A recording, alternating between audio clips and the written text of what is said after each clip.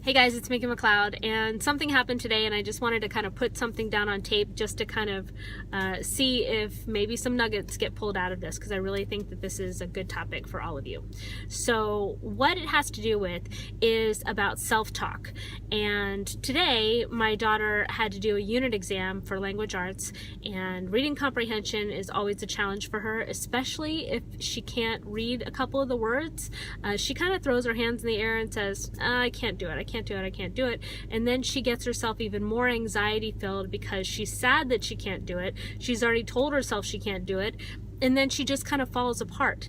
And it's really hard to pull her back in from that once she's already let herself fall into this fear or this anxiety or this disbelief. And today was not the day for me to be patient and calm and wait it out, because I had other stuff to do and we needed to get this unit exam done. So I kind of hollered at her and snapped her out of it. But I snapped her out of it and then later thought about what was it, because she stopped immediately and got back into her focus. So I was kind of like, yes, that was great, it worked. But you know, who wants to yell at their kid? I don't want to yell at my kid, but I needed to kind of raise my voice to snap her out of the ridiculousness that was happening. She had this fear that was going on about this reading, and we all know fear, right? False evidence appearing real. She had told herself a truth that wasn't. It was this false truth that she'd been telling herself, that if she can't read the words, she can't understand the whole passage.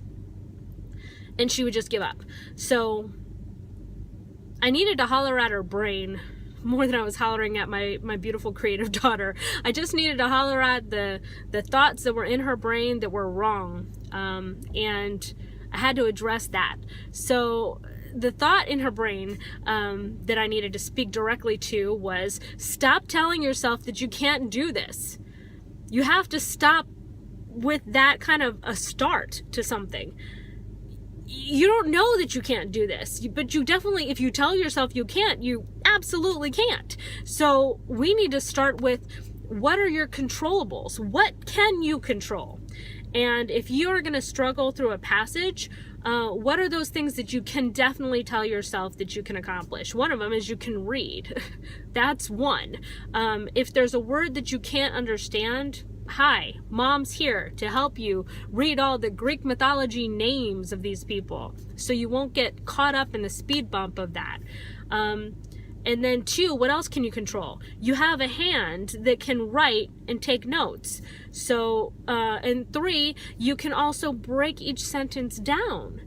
And you can pull out those key details that you need to write down and take notes, and then you can always refer back to your notes. So these are all the controllables, but when you've already told your brain that you can't do it, these could be all the best ideas in the world, but you've already told your brain you can't do it, so you can't even hear. You can't hear mommy helping you. You can't hear reason. You can't hear something that is an idea that could bring you out of this.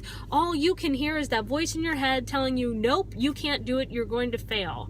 And I wanted to holler at the voice in her head, because I'm tired of that voice in her head telling her, this brilliant child, that she can't do something. So that's what I did. So here's what the lesson of the day is. Whatever you tell yourself is the truth. So I really, really hope that you are telling yourself some awesome truths. I really hope that, I'll tell you right now, I'm the only person that can tell me what to do.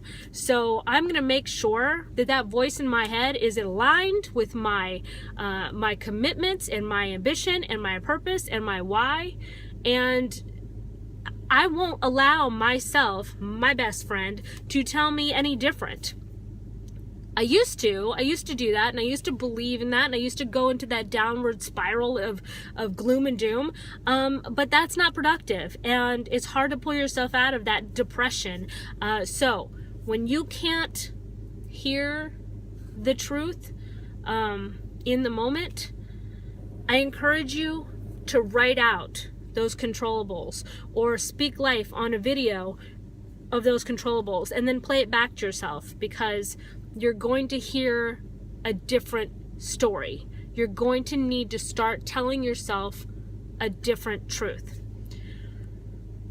Whatever you tell yourself is the truth, right? Make sure you're telling yourself the most excellent truths ever. All right, I hope this helps. You guys have a great day.